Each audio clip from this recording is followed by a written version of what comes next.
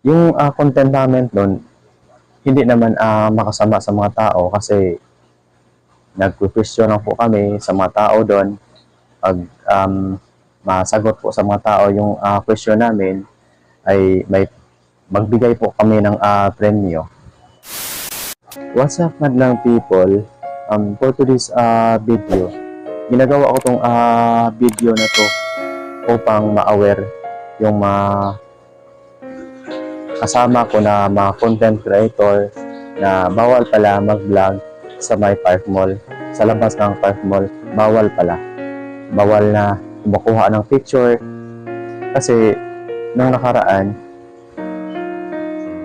doon po kami nag-shoot sa may park mall, sa labas ng park mall.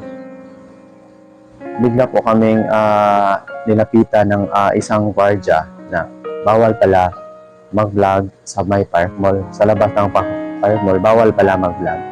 So, yung content namin doon, hindi naman makasama sa mga tao kasi nagpo-question lang po kami sa mga tao doon.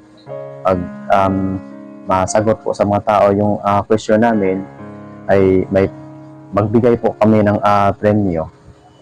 So, wala po kaming ginagawa na masama. So, bigla lang po kaming nilapitan ng isang gwardiya.